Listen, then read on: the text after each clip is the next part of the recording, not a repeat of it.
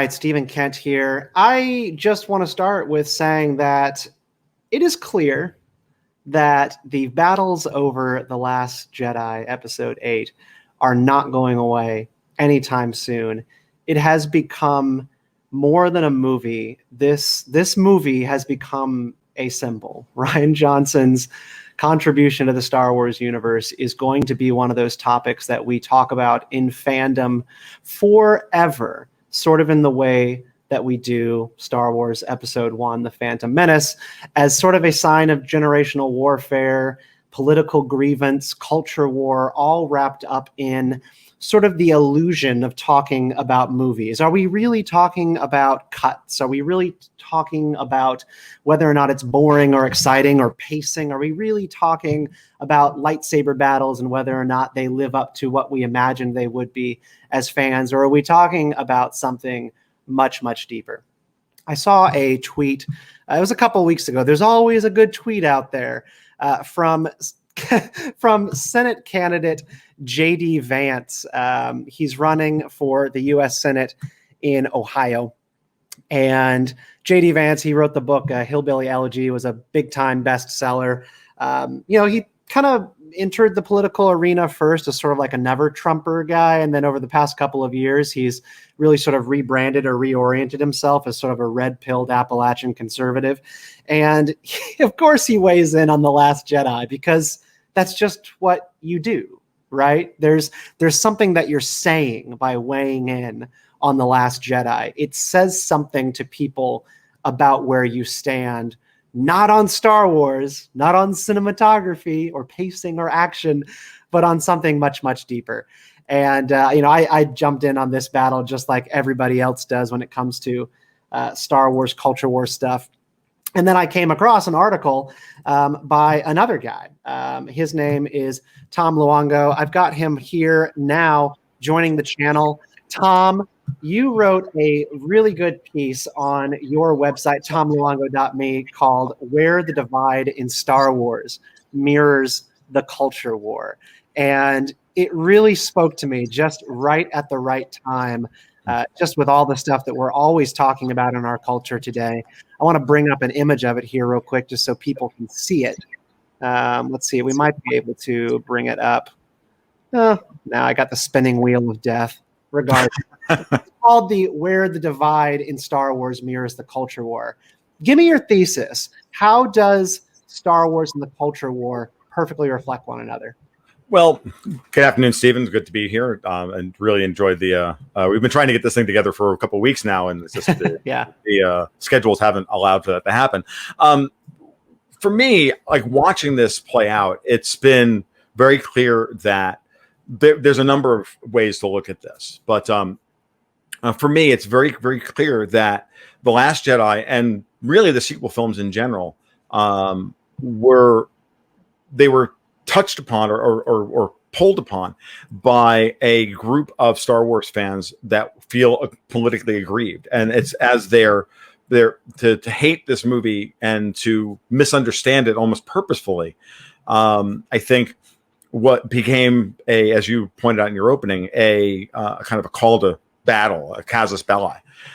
Many things about their own, about a lot of people's anxiety over the falling apart or the falling apart of the myth of America, the myth of American exceptionalism and all the things that we kind of believe about ourselves, wrapped up in they've destroyed Star Wars too, right? Yeah. So the myth of America. This is the idea of the American dream. This is the idea of everybody can succeed. Anybody can rise to the top. America is a land of opportunity. I think that is the founding myth of this country. Would you say that is the thing that is fading and being litigated by like the likes of J.D. Vance, who I just teed up in the introduction to this segment? Sure. We're sort of fighting with the ghost of America's founding on both sides now.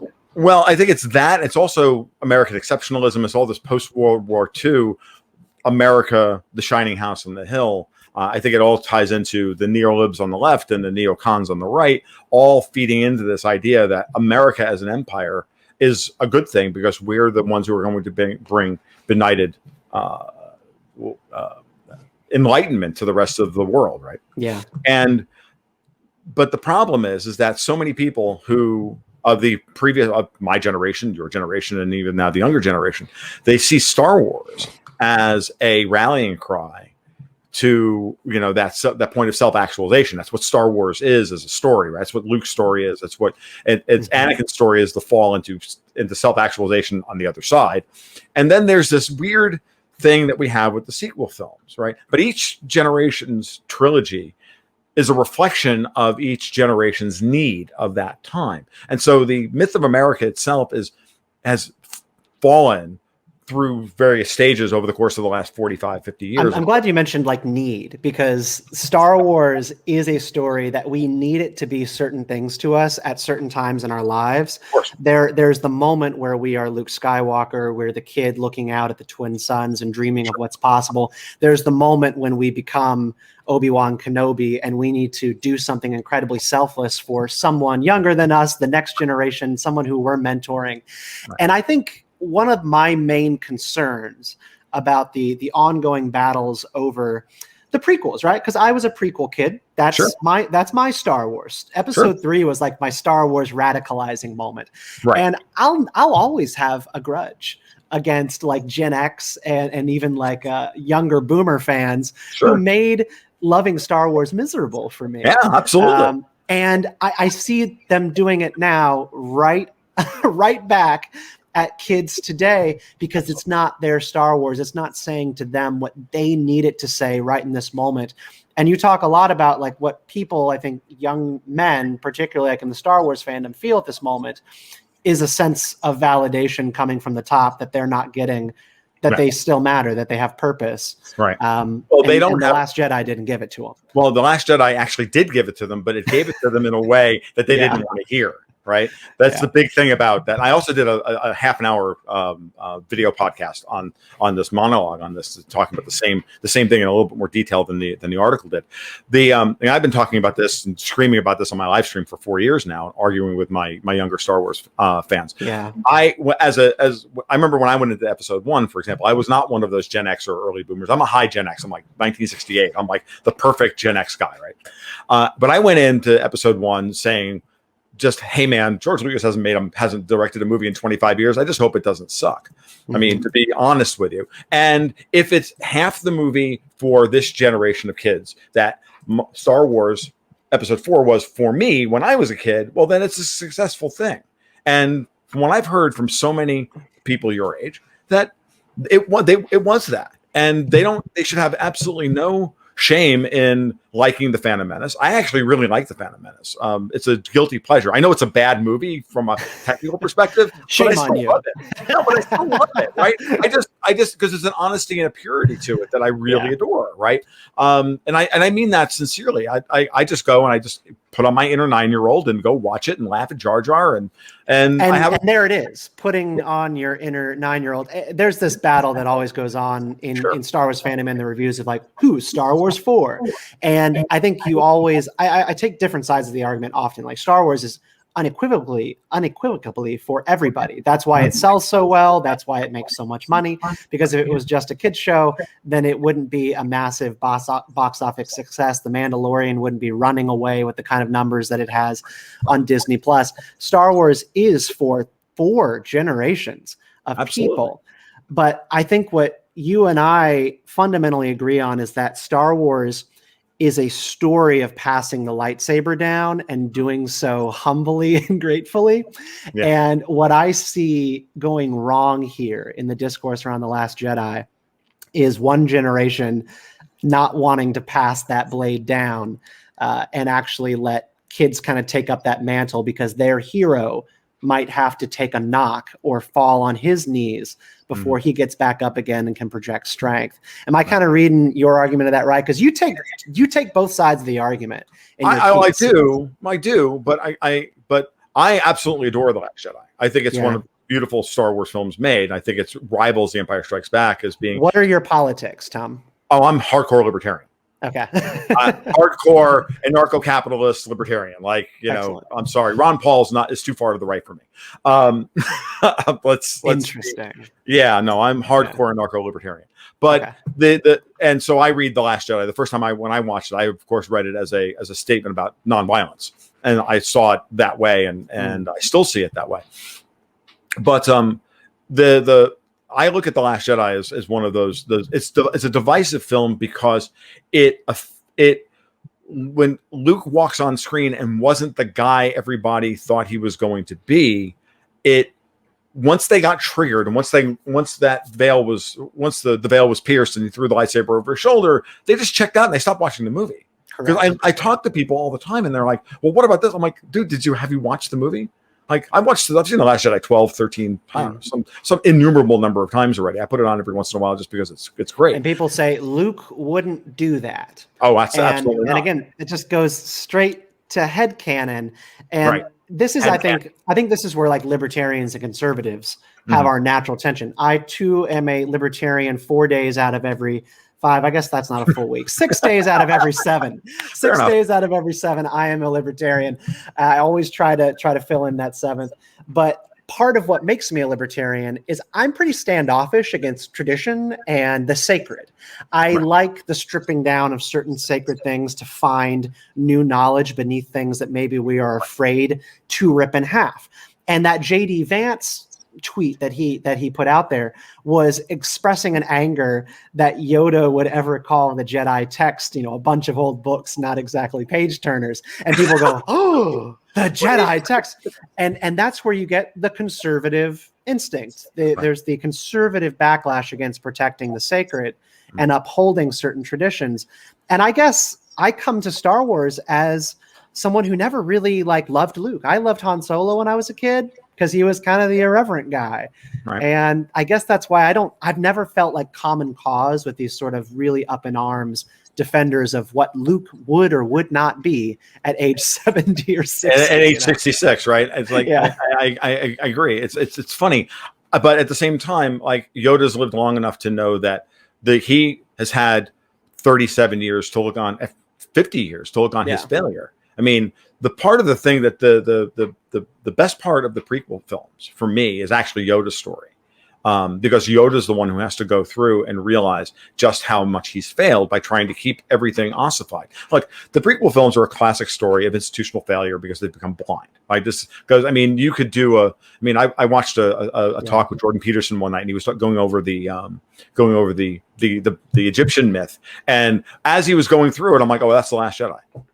That's The Last Jedi, and that's episodes 2 and 3. And mechanically, I think Attack of the Clones is one of the worst movies I've ever seen, but I still have a real soft spot for what the movie is trying to do. It's really interesting. You don't hear in the fandom discourse, we tend to love kind of knocking on the Jedi Order.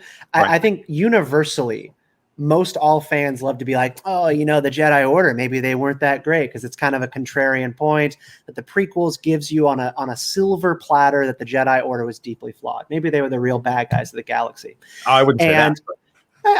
I've never really encountered fans who are standoffish or angry about that, Yoda being a failure. Let me put it this way. I walked out of the Phantom Menace for the first time, went home with my wife and my good friend who was living with me at the time, and we sat down, we talked about it, and we went through the whole thing, and we said, they're making, this is a terrible thing. This is a mistake. Handing off Anakin to an untrained Jedi, effectively Padawan plus, to a brand new knight. Now we're going to be trained. The Jedi Order made every bad decision they could. Now you could argue that wasn't particularly that was written into the story and it had to be that way. But Lucas could have recast the story in a different way. Obi-Wan could have been older and a good mentor by that point, as opposed to Anakin being his first Padawan out of him being a Padawan himself, right? So he could have done things mechanically differently. He could have done all sorts of things differently. It doesn't matter. The arc of the story and what Lucas was trying to tell was obviously that classic story of institutional breakdown and then rebirth. fast forward to the end of episode 6, and I look at, and I remember people complaining about this. I said, well, does anybody really think that Han, Luke, and Leia were the right people to build a new institutional order? What's the first thing Leia wanted to do? Restore the old Republic, which had failed. Yeah. What did Luke want to do? Restore the Jedi Order, which had failed. And then there's Han. Was Han Solo going to grow up and be a great dad? I mean, very likely not. Anybody is Leia going to grow up and be a great mom? She spent her whole life training to fight Palpatine and Darth Vader and to destroy an empire. This is not an unreasonable scenario where. And so I think that's where I want to catch you, because like it is not unreasonable. I completely agree. Like fairy tales are not real. Fairy tales are not real. Marriages formed through infatuation and just through the chaos of war, like is the case of like Han and Leia. That doesn't have much of a basis once you get to the real world, peacetime, governance, and forming a family.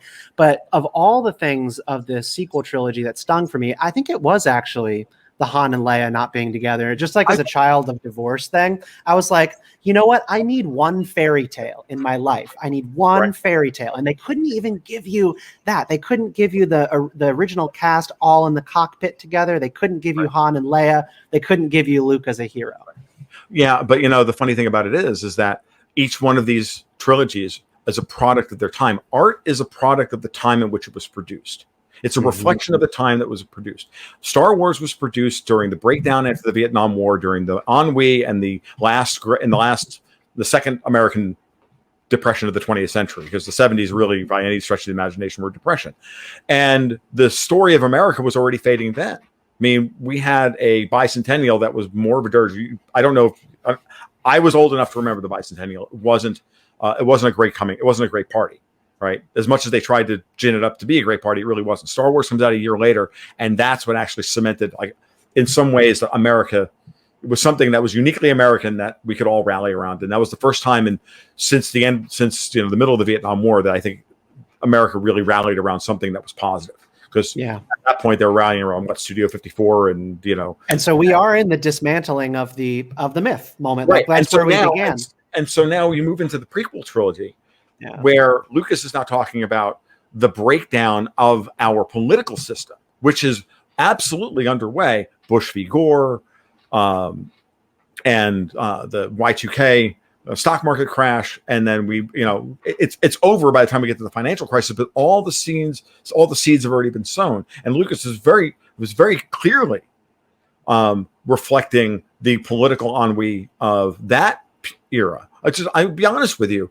I think he only decided to make the prequel films because he could see a generational shift coming politically, because he's very in tune with that. His work has always been overtly political. People say, "Well, there's too much politics in Star Wars." I'm like, really? Give me more. Yeah, I'm like, what? Are you kidding me? Star Wars is one of the most political films I've ever seen. Yeah. And then you get to the sequel films, and the sequel films are absolutely about the period of chaos and breakdown.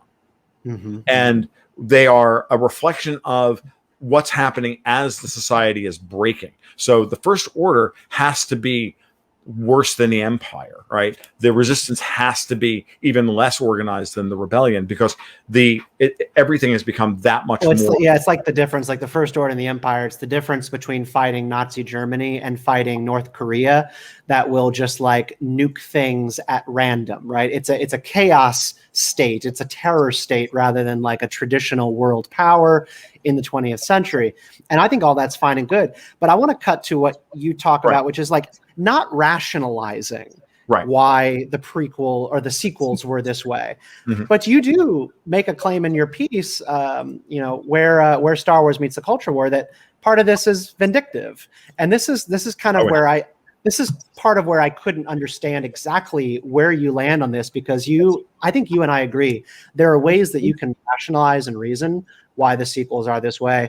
But you say, and I believe very strongly, that they have been helped, and this is, the toxic subculture like on YouTube, helped along by those very people intent on destroying all positive aspects of culture and community. Maybe it's a little too tinfoil hat for you, but how else do you account for the theatrical cut of Batman versus Superman? I'll give you that cut in Joss Whedon's abortion of the Justice League as living proof. There's something willful at play here. Oh, I agree. So you're saying that there are leftist culture warriors actively trying to destroy the American myth, which makes it a little bit harder.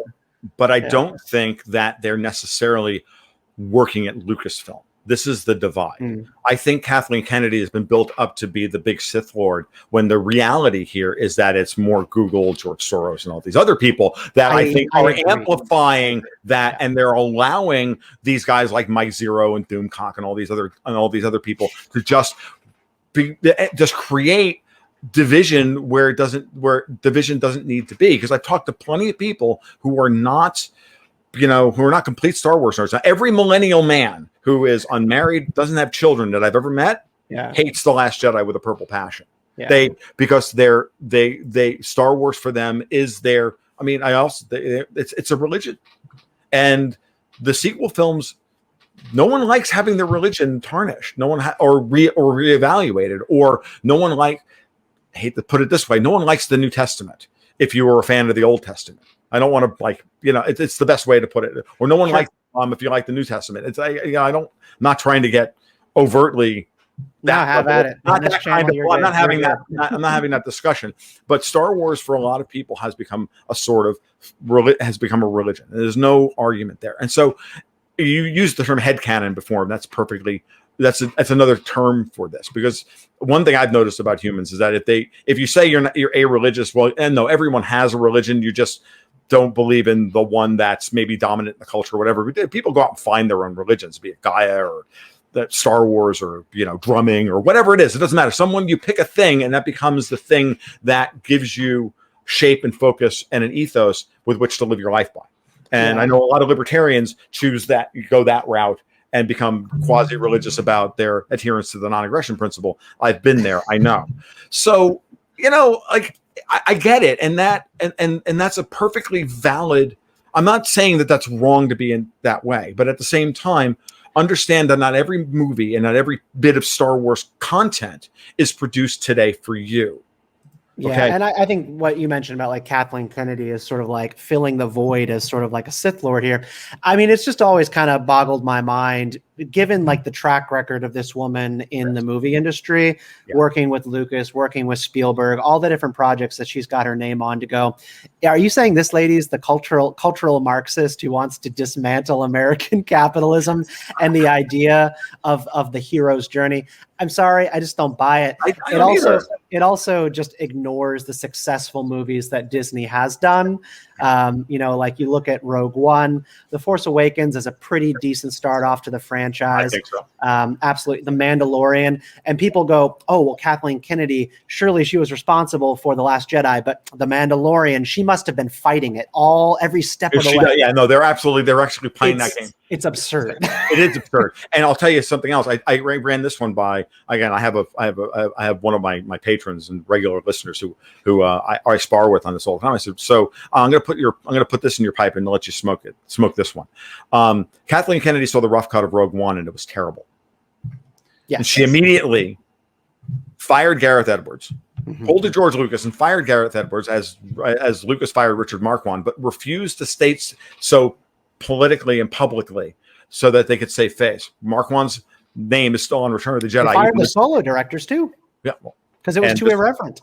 Right. Yeah. So she had Tony Gilroy come in and rewrite a Rogue One and into a much more classic hero cycle, because she understood, she's this isn't Star Wars. This will not fly. And she did the same thing with Solo.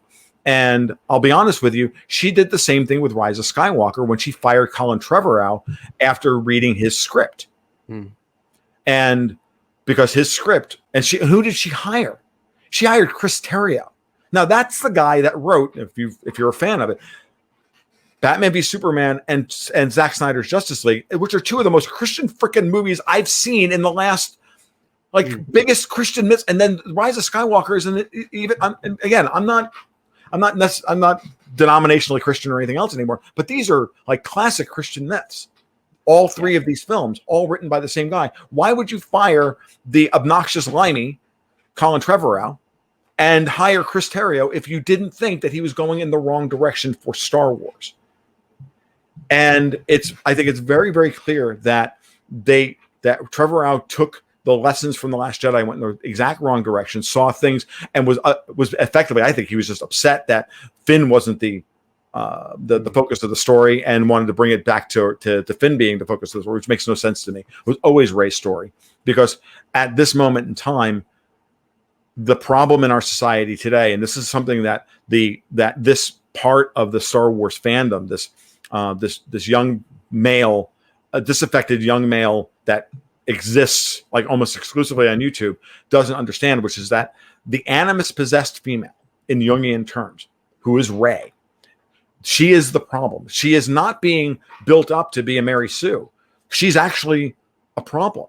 If you look at her animus possession, her masculine possession, she's completely sexless up until like the end of Luke's first lesson in The Last Jedi. Like that's her sexual awakening as a character. She's completely sexless, which she had to be. She had to live an ascetic's life in the desert and just survive. And she pushed every other aspect of her life out of her personality down. And then that is actually what starts to awaken in her. She has no idea how to deal with it. She accesses the dark side to beat Kylo Ren at the end of the first movie, calling him a monster and all of these terrible things. She accesses nothing but her hatred. And that doesn't make her a Mary Sue. That makes her putting her on the path to Anakin. Okay? At this time when there's no structure at all to even contain her. And you have Kylo Ren, who's a classic a boy who was never given any boundaries. And you have the two of them trying to figure out what their roles are supposed to be in this world that's completely upside down. There's no structure in place here. The New Republic wasn't good enough, and the First Order is insane. So what are these two immensely powerful kids supposed to do? Well, this is the story of the sequel films as it plays itself out, is the restoring of proper gender roles in the Star Wars films. In Jungian terms, the animus-possessed female always and invariably will trigger. Can you define that, the animus-possessed? Okay. Animus versus everybody's made up of both their masculine and their feminine side in Jungian terms, right? It's not particularly difficult. And women and third wave modern cultural feminists are absolutely animus-possessed females. They don't want to just suppress men. They want to become men in order to take their power. That's feminist dogma, right? That's what all these guys are complaining, saying that's what Kathleen Kennedy is. And she may even be that person, but she's not that person because she's still creative enough to know that that's not going to fly as a Star Wars story.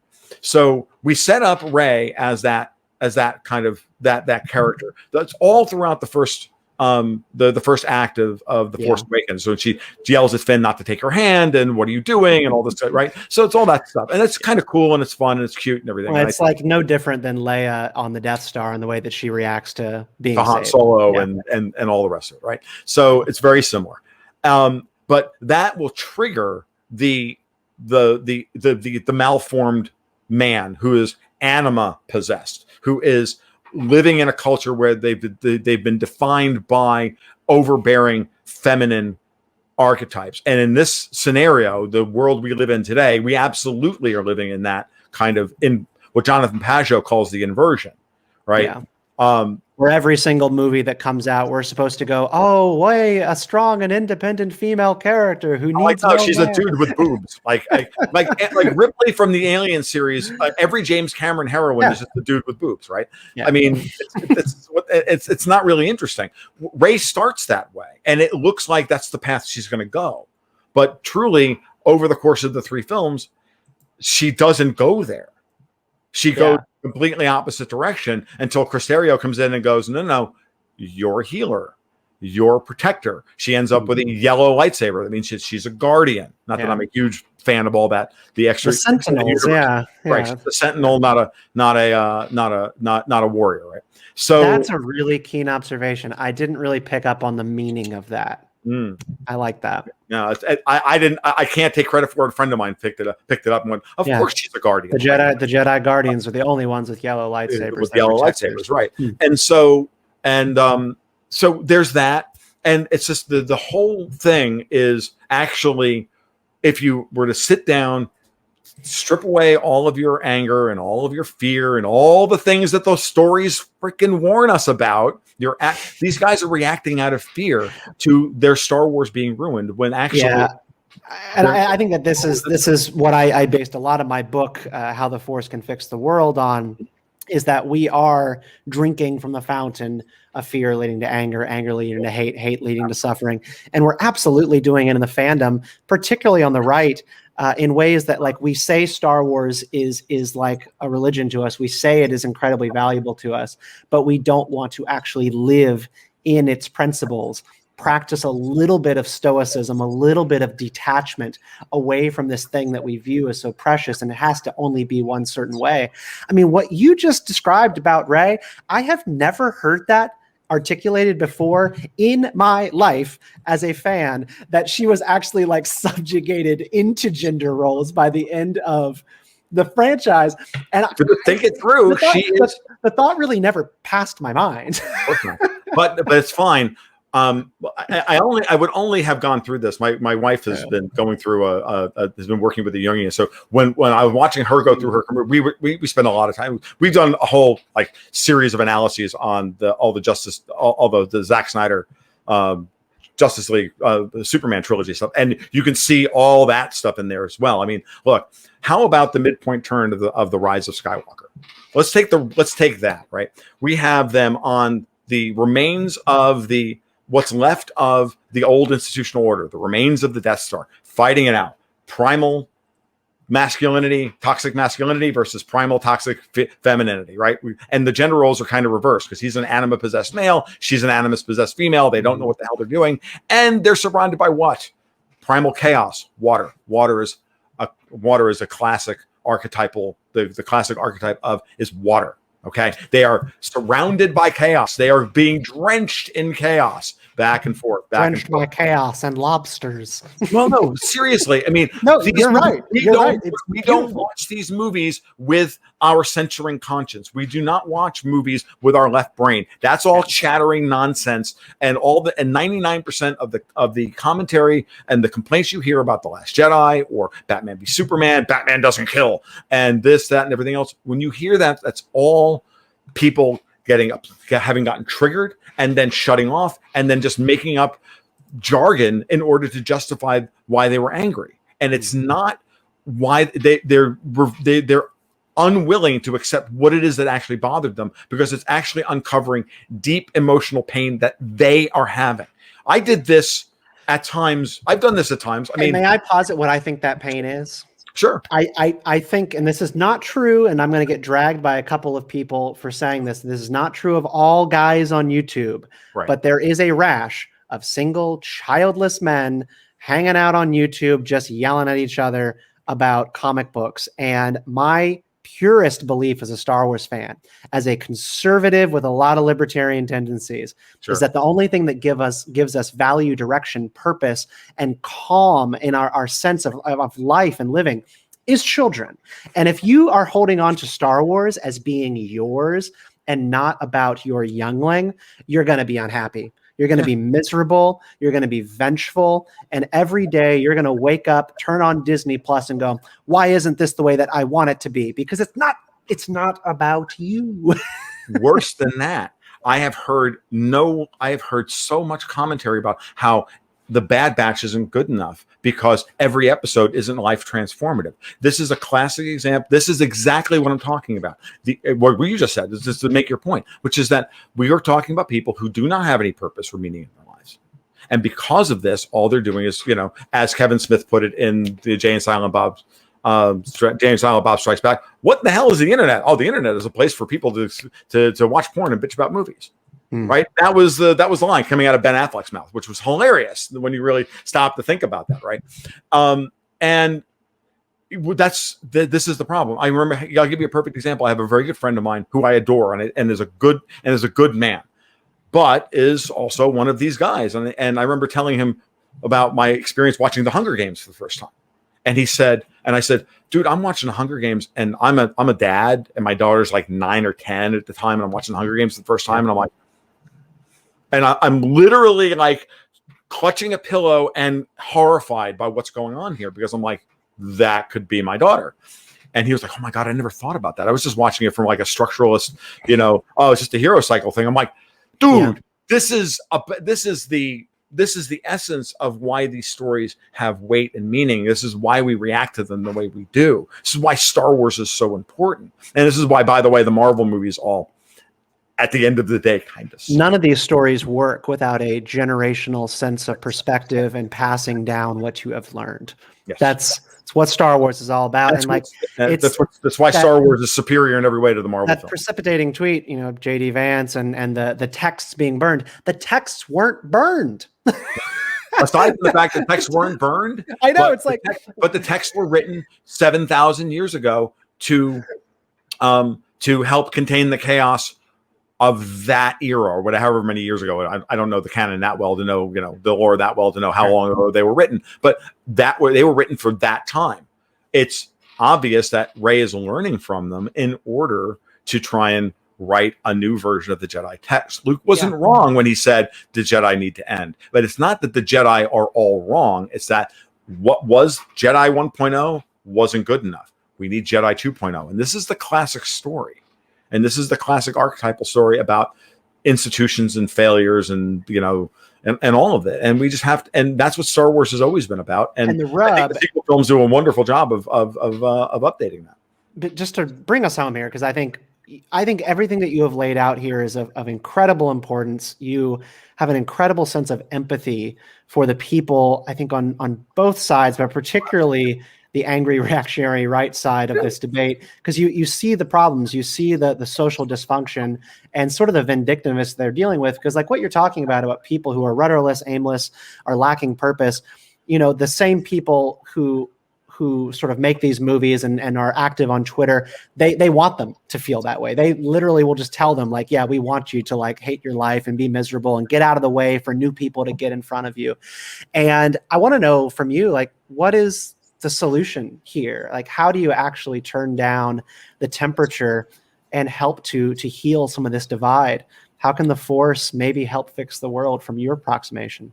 Well, the first thing to do is to really do the work on yourself, right? I mean, all I can tell you is that, I used to be that guy before I had children. And, I got married young, but my wife and I didn't have children for a long time. Yeah, me too. And, the truth of the matter is that this is just going to have to come from inside, and you're going to have to be willing to admit that you're not getting it done. And what I would say is, look, man, get healthy, get strong, get smart, and do the hard work, and be willing to also clean your room. Clean your room, stand up straight, shoulders back, head held high, do the thing. Like, let's get it done, right? It's not hard. It's just what has to be done. And it is hard. It's not hard to articulate, but it's hard to do. And there are plenty of people out there who are willing to give you that help if you're willing to take the first step, as always. And that's what these films are actually about. These films are telling you, go out, find purpose, find meaning. If necessary, if that means have children, great. If it means join a monastery, if it means do something, means join a church, whatever it is, I don't know. But what I know that Star Wars gave me something beautiful and brilliant when I was 10 years old.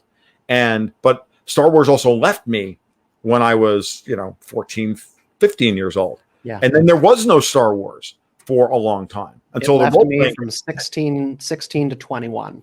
Right. But until the role-playing game came out when I was in college and we could make our own Star Wars stories, there was no Star Wars.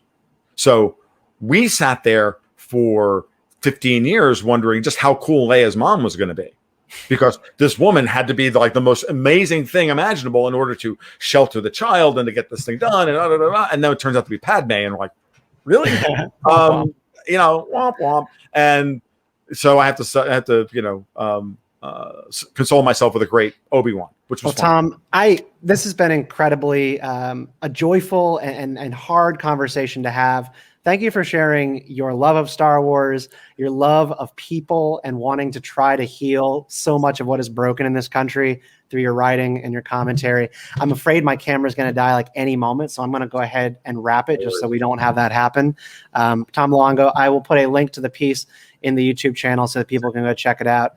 Thank you for doing this. I hope we can do this again, because I feel like we could go several layers deeper on a couple of these points. Whenever you want, Stephen. Just whenever we can get the time to do it, I'll be happy to pop on for half an hour, whatever you want to do. I love this. We will. Tom, may the Force be with you. You too. All right. That's it for this week's video. My name's Stephen Kent. You can check out my book, How the Force Can Fix the World, Lessons on Life, Liberty, and Happiness. It comes out on October 26th. There's a link down in the video here that you can check out to go ahead and pre-order that book. Grab yourself a copy. This is a book exploring how the virtues of humility, empathy, courage, free will, balance, how these things can help restore so much of what is broken, not only in our politics, but in our personal lives. Because to fix our politics, to fix the world, you've got to fix some of what is going on with you first. Clean your room, stand up straight, chin up high. Thanks for everyone watching. And you can find me on Twitter at Steven_Kent89. We'll see you next time.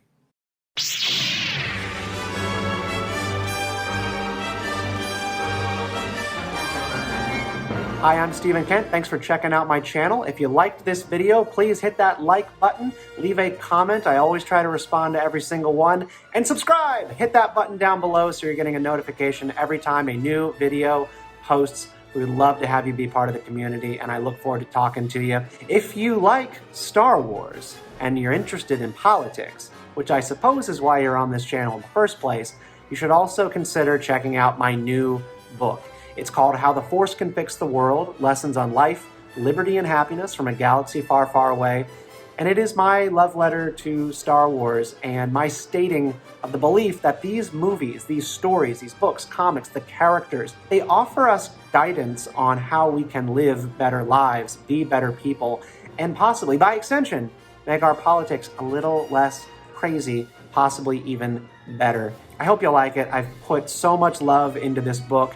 It comes out on October 26th, 2021 of this year, and it's up right now for pre-order. So hit that subscribe button on your way out. I'm Stephen Kent. May the Force be with you.